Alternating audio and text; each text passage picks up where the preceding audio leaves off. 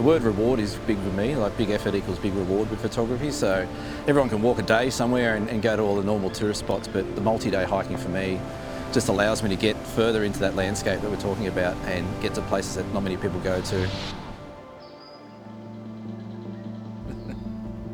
Generally, Mother Nature looks after you and gives you something good each day with the light or the location. So to me, multi-day is just that complete package of getting out and doing landscape as opposed to just walking for a day and getting the same shots that everyone else gets. Just bringing those memories back. It's one of the big reasons I started doing the multi-day tours I do is that a lot of people I'd come back from these walks and they're like, oh, how did you do that photo? Or what settings did you use for that? Or what lens or whatever. It's being able to bring those remote places back to people that might not ever go there. I think from a young age I was just drawn to that, going out bushwalking, whatever it might be, and bushwalking just turned into having a camera, and then the photography just turned into adventures, and everything sort of came together that way.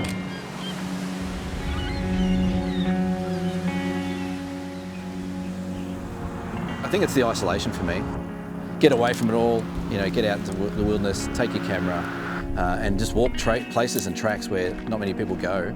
And you look around and it's just endless mountains or endless coastline and there's no one there.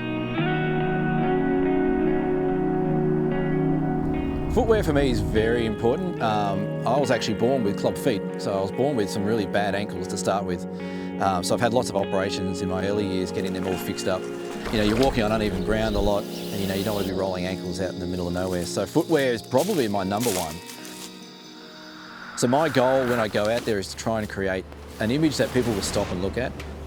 It's one thing I really try and switch off when you go out on your own is try not to rush shots or try not to force the photos you want to take, just let it sort of come to you and let the light come to you. So it's a blessing and a curse, and sometimes you go for walks and you come back with not much. Other times you go out, you clear your mind and you come back with some rippers. It does teach you persistence and patience, especially when things aren't going right for you. And you can relate that back to real world. You do a multi-day hike and you have this vision of what you want to try and capture, and you get there and the weather's just not right or the conditions are not what you want them to be. Instead of getting the sads about it, you're still enjoying it, you're still out in nature. And I think that relates back to everyday life as well. We don't get everything we want, but you still need to take the small wins and enjoy what you've got. I think it's forgotten a lot these days. I think Peter Dombrovskis said it so well, when you get back out into nature, you get back to it, you get back home. We spend so much time in these concrete jungles. To get out here and enjoy it is pretty special. So in one sentence, I'd say it's a point of getting back to what we are as people and humans, is just getting back to nature.